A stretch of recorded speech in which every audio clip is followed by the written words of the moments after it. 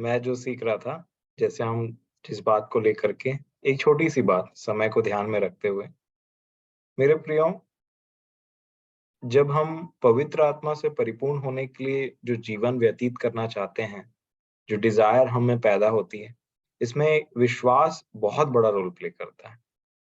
और हम सब की अपनी अपनी कैपेबिलिटी होती है। और जब हम, क्योंकि हम सब अलग अलग जीवन जीते आए, और उसके बाद जब हम मन फिरा करके परमेश्वर पिता की तरफ वापस मुड़ते हैं और पवित्र जीवन जीने के लिए होते हैं, तो इवन दो हमने संपूर्ण मन से मन फिराया रहता है, बट जब हम पवित्र आत्मा से परिपूर्ण होने के लिए चाहते हैं, तो ऑनेस्टी बहुत बड़ा रोल प्ले करता है।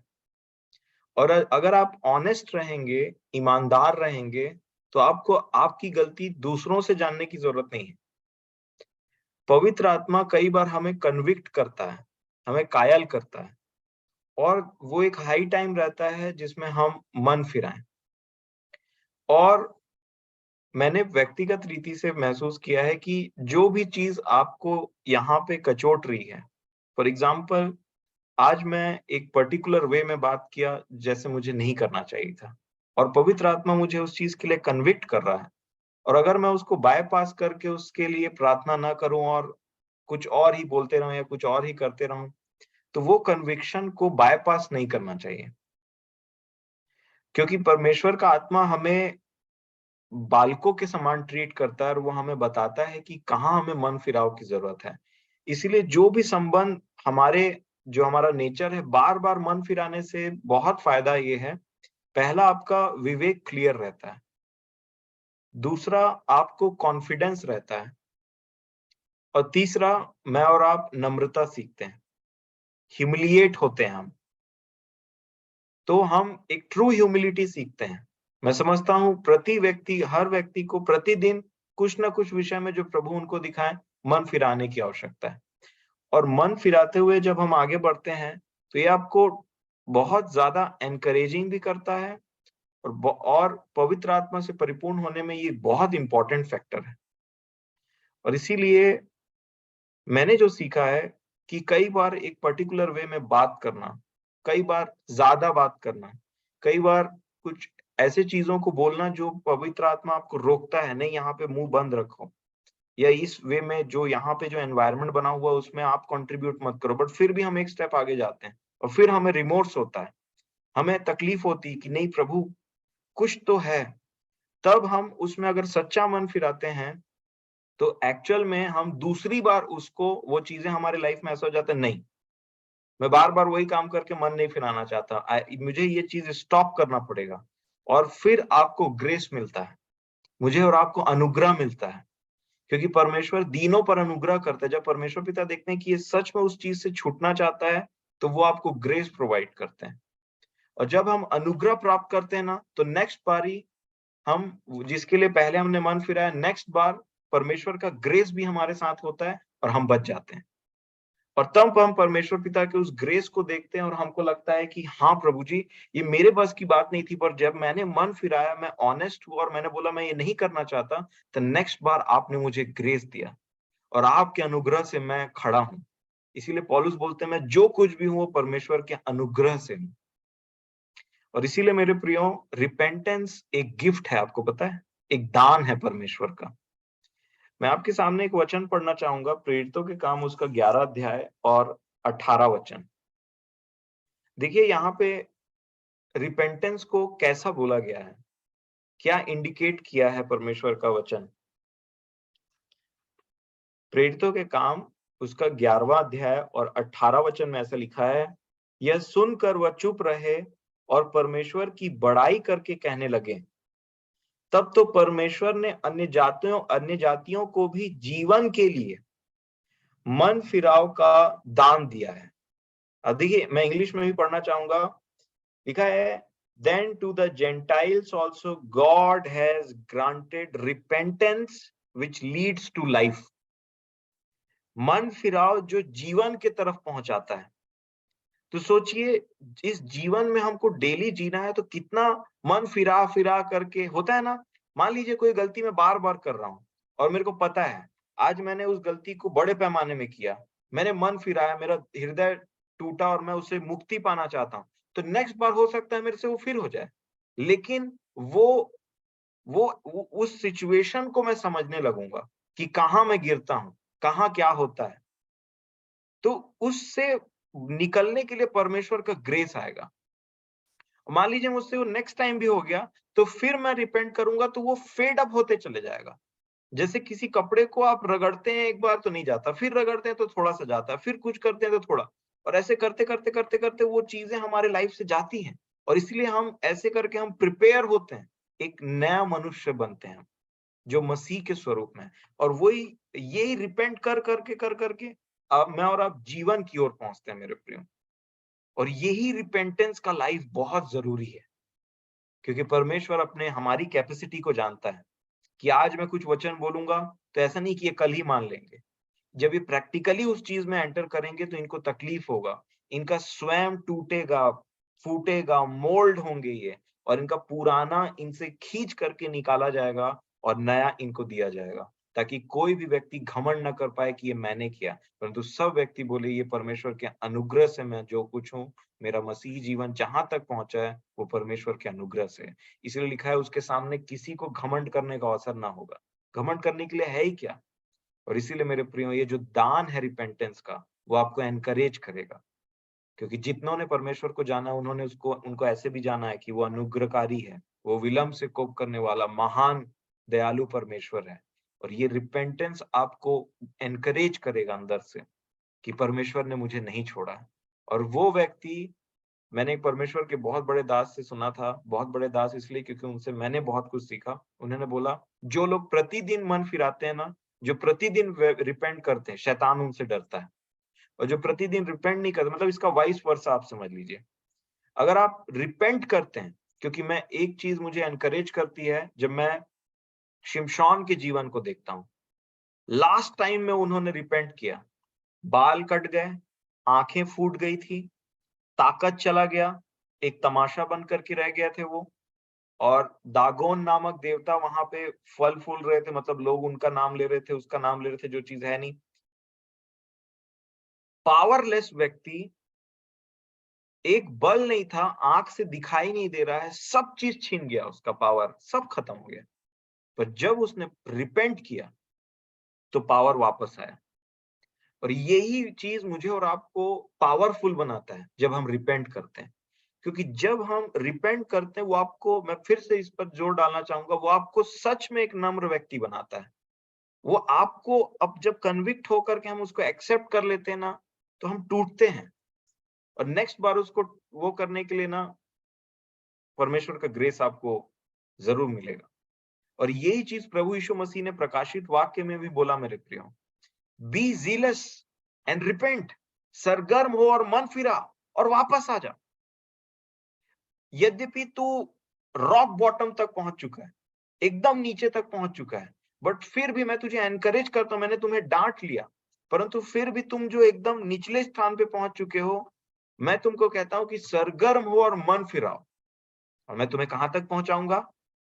अपने पिता के सिंहासन तक। यही तो मैसेज है। तो प्रभु मेरी और आपकी सहायता करे कि आप प्रतिदिन रिपेंट करें, और वो जो आपने डिसाइड किया है कि मैं स्पिरिट फिल्ड लाइफ जीऊंगा या जीऊंगी, पवित्र आत्मा से परिपूर्ण होकर के लाइफ जीऊंगा, उसमें हिम्मत मत हारिए, क्योंकि जिसने वादा किया है वो सच्चा है। अगर उन्होंने कहा है कि मैं जा रहा हूं और पवित्र आत्मा भेजूंगा, और आपके सराउंडिंग में इतने लोग गवाही देते हैं मैं पवित्र आत्मा से परिपूर्ण होकर के मैं ये चीजों से मुक्ति पाई है, मैंने एक विक्टोरियस लाइफ में जीता हूं, तो डेफिनेटली वो मेरे और आपके लिए है मेरे प्रियो। जो लोग विश्वास करते हैं परमेश्वर के प्रॉमिस पर, वो एक्चुअल में उसकी महिमा करते हैं। भले वो लोग मुंह से ना बोले ग्लोरी टू गॉड, पर जो लोग परमेश्वर के वाचाओं पर विश्वास करते हैं, वो एक्चुअल में उसकी महिमा करते हैं। ये अब्राहम के लिए लिखा था, उसने संदेह नहीं किया परंतु विश्वास किया। और विश्वास करिए और विश्वास की अच्छी कुश्ती लड़िए, रिपेंट करिए। हर परमेश्वर के जो बड़े दास कहलाते हैं, उनका जीवन वहां तक रिपेंटेंस के द्वारा ही पहुंचा। और इसीलिए अगर आप, भले मैं नहीं बोलता आप कोई बड़े दास दासी बने, परंतु मैं बोलता हूं आप अपने जीवन में जो इंडिविजुअल और पर्सनल जीवन में और आप प्रतिदिन जीते हैं, उसमें अगर आप प्रभु की संगति चाहते हैं, प्रभु के आत्मा से परिपूर्ण होकर के इसलिए परिपूर्ण होना चाहते हैं ताकि आप एक पवित्र जीवन जी सकें, तो डेफिनेटली रिपेंटेंस आपके लाइफ का एक भाग होना चाहिए, जो आपको तोड़ेगा, ह्यूमिलिएट करेगा। जब आप दूसरों की तरफ देखेंगे ना, तो आप उनकी तरफ ऐसे नहीं देखेंगे कि मैं यहाँ हूँ और वो यहाँ है, परंतु आप उनको भी ये मैसेज दे सकेंगे, एनकरेज कर सकेंगे कि परमेश्वर ऐसा परमेश्वर है हमारा, जो रिपेंट करते हैं, जो मन फिराते हैं, जो रुकते हैं, जो खेदित होते हैं, उनको वो ग्रेस देते हैं। तो प्रभु मेरी और आपकी सहायता करे कि जब मैं और आप इस क्रूस उठाने के जीवन में जी रहे हैं ना, अपने आप को बलिदान जहाँ चढ़ाने की बात आती है मेरे प्रियो, तो प्रभु मेरी और आपकी सहायता करें कि हम सच्चे क्रूस उठाने वाले जीवन को समझ सकें और उसको जी सकें।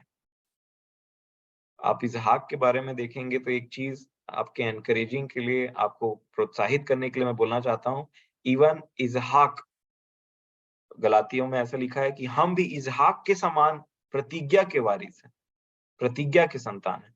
आपको पता है जब इसहाक और अब्राहम जा रहे थे पहाड़ में अपने आप को बलिदान चढ़ाने के लिए, तो आधा रास्ता पार हो गया था, लेकिन इसहाक को ये नहीं पता था कि बलिदान है कौन, और इसलिए उन्होंने पूछा था कि हमारा हम किसको चढ़ाएंगे। और ये क्या मैसेज है पता है, इवन दो हमारा आधा विश्वासी वाला जीवन पार हो जाता है, पर एक समय आता है प्रभु बोलते हैं अब क्रूस उठाने का जीवन तुम्हारा यहाँ से स्टार्ट होगा। जैसे इसहाक को पता चला था कि एक्चुअल में हमारे पास बलिदान के लिए कुछ है नहीं, और लास्ट में जब वो वेदी पर उनको लेटाया गया तो बलिदान वो खुद थे। और इसीलिए प्रभु मेरी और आपकी सहायता करें कि क्रूस उठाने के जीवन में हमारा फोकस रहे और एक बलिदान, एक आत्मा से परिपूर्ण होकर के जीवन बिताने में हमारा पूरा फोकस रहे। और जब तक हम उस चीज को अटेन नहीं कर लेते, हम प्रभु से पूछें, मांगे, हर चीज के पीछे हर चीज जो हो सकता है हमसे करें, लेकिन उस पवित्र आत्मा से परिपूर्ण एक जीवन को जी सकें। तो रिपेंटेंस एक बहुत अहम हिस्सा है एक मसीही के जीवन का। तो प्रभु मेरी और आपकी सहायता करें। मैं एक क्वेश्चन आपसे पूछना चाहूंगा सभी से, जो आपको एनकरेज करेगा ये क्रूस उठाने वाले जीवन के कि इसके तरफ आपका फोकस, आपका अटेंशन लेगा। एक क्वेश्चन और एक वर्ड जिस पे आप मेडिटेट कर सके। एक जो वचन मैंने पाया उससे मैंने शेयर किया, प्रेरितों के काम 11 उसका 18, कि रिपेंटेंस एक दान है परमेश्वर का जो जीवन की ओर ले जाता है। आज का मैसेज ये है। और नंबर 2, हाँ, नंबर 2 बताने से पहले मैं एक क्वेश्चन पूछना चाहूंगा कि यीशु मसीह के बाद सबसे पहला व्यक्ति जो स्वर्ग गया वो कौन था?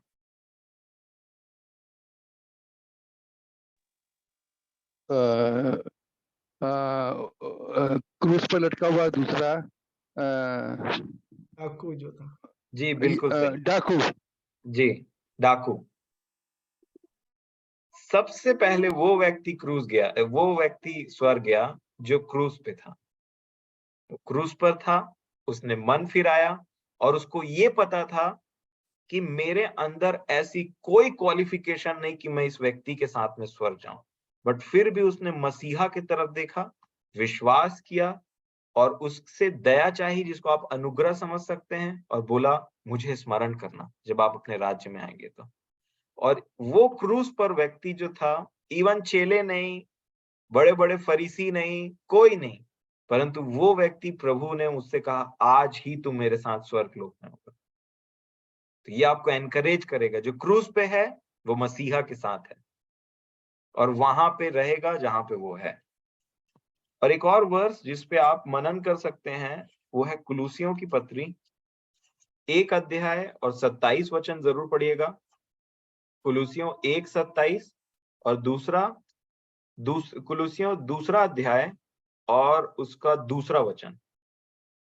कुलूसियों 1:27 में मैं लास्ट पढ़ना चाहूंगा, जो लास्ट वचन मतलब लास्ट पार्ट है कुलूसियों 1:27 का लिखा है, और वह यह है कि मसीह जो महिमा की आशा है तुम में रहता है। मसीह जो महिमा की आशा है, Christ the hope of glory, the hope of glory. Number 2, कुलुसियों 2:2 में ऐसा लिखा है, ताकि उनके मनों में शांति हो और वे प्रेम से आपस में गठे रहें और वे पूरी समझ का सारा धन प्राप्त करें। और ये है, ये पर्टिकुलर चीज, परमेश्वर पिता के भेद को, अर्थात मसीह की पहचान ले, मसीह को पहचान ले। मतलब जो गीत अमन चाचा ने गाया ना अभी, क्या था चाचा उसका स्टार्टिंग का बोल? खुद को खुद को चढ़ा दे, चढ़ा दे तो सेवा कर पाएंगे, खुद को सेवा चढ़ा दे कर तो पाए। सेवा कर पाएंगे, खुद मर जाए तो सुख से जी पाएंगे। खुद मर जाए तो सुख से जी पाएंगे। ये मिस्ट्री है। आपने बोला ना अद्भुत है योजना, दैट इज मिस्ट्री। ये एक मिस्ट्री है, ये एक रहस्य है। इसी को बोला परमेश्वर पिता के भेद को, अर्थात मसीह को पहचान ले। बहुत से लोग यीशु को जानते हैं, मसीह को पहचान ले। और यहाँ पे क्या लिखा 1:27 में, लास्ट में जो मैंने पढ़ा, कि मसीह जो महिमा की आशा है तुम में रहता है। तो मसीह ही जो जीवन जीते हैं ना क्रूस उठा के, उनकी महिमा यहाँ पे नहीं होती, उनकी महिमा वहां होनी है। जो सफर करेगा वो ग्लोरीफाइड होगा। ये कई जगह डायरेक्ट वे में लिखा हुआ है। तो प्रभु मेरी और आपकी सहायता करें कि ये जो भेद है परमेश्वर का, मसीह, उसको हम समझ लें, ताकि वो जो आप में से कोई मेरी सहायता करेगा, जो हमने रोमियो में कुछ दिन पहले पढ़ा था, प्रीडिस्टाइन्ड, कॉल्ड, प्रीडिस्टाइन्ड, चोजन एंड ग्लोरीफाइड। बुलाए हुए, चुने हुए, हमने पढ़ा था ना रोमियो की पत्री में।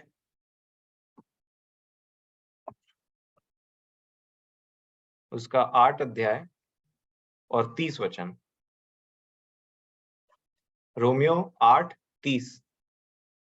देखिए क्या लिखा है रोमियो 8 अध्याय उसके 30 वचन में, फिर जिन्हें उसने पहले से ठहराया, मतलब प्रीडिस्टाइन्ड, पहले से ठहराया, उन्हें बुलाया भी, और जिन्हें बुलाया उन्हें धर्मी भी ठहराया, और जिन्हें धर्मी ठहराया उन्हें महिमा भी दी है।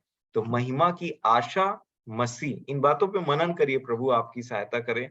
मैं बस आपको ये बताना चाह रहा हूं कि अगर जो भी व्यक्ति एक मसीही जीवन जीता है, भले वो यहाँ पे कितनों दुख उठाए, स्वर्ग में उसके लिए महिमा रखा हुआ है।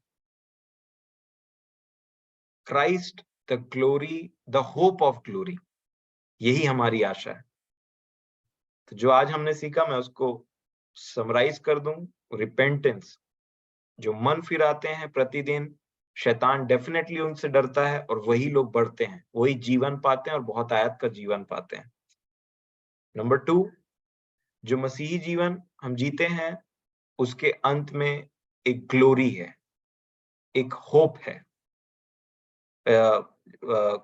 महिमा का आशा है। और डेफिनेटली एक क्वेश्चन था कि कौन सबसे पहले प्रभु यीशु मसीह के साथ में स्वर्ग गया, और उसका आंसर है जो क्रूस पर था, जिसने मन फिराया और जिसने मसीह पर विश्वास किया। तो प्रभु मेरी और आपकी सहायता करें। इस समय के लिए मैं परमेश्वर पिता का धन्यवाद देता हूं।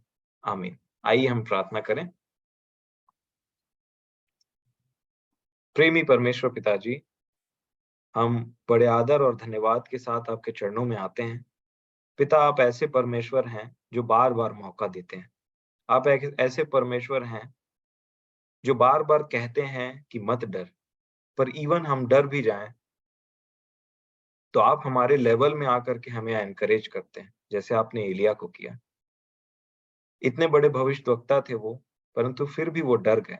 वो आपके वचन को जानते थे कि आपने कितने बार कहा मत डर, परंतु जब वे सहम गए, डर गए, तब आपने उनके लेवल में जाकर के बड़े शांति से और धीमे आवाज में उनसे बोला, उनको एनकरेज किया। पिताजी, आप एक ऐसे परमेश्वर हैं।